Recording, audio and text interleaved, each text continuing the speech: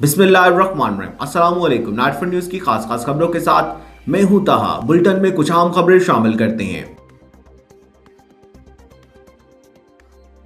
तफसीलात के मुताबिक मंडी बहाउद्दीन में अरसे दराज से चलने वाला लड़ाई झगड़ा खत्म, दो बड़ी पार्टियों के दरमियान सुलह हो गई।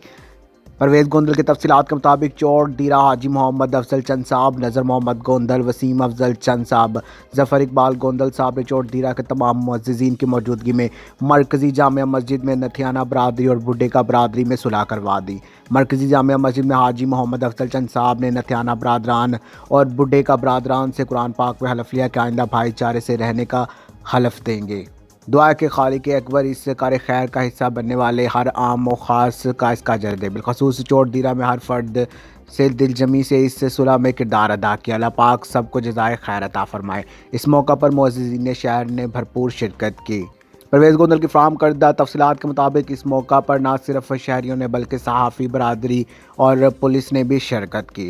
जिला मंडी बहाउद्दीन में हाजी मोहम्मद अफजल चंद और साबिक वफाकी वज़ीर नज़र मोहम्मद गोंदल ने तवील जदोजहद के बाद दोनों बरादरियों में रंजिश ख़त्म करवाते हुए मरकज़ी जामिया मस्जिद चौड़ दीरा में सुलह करवा दी।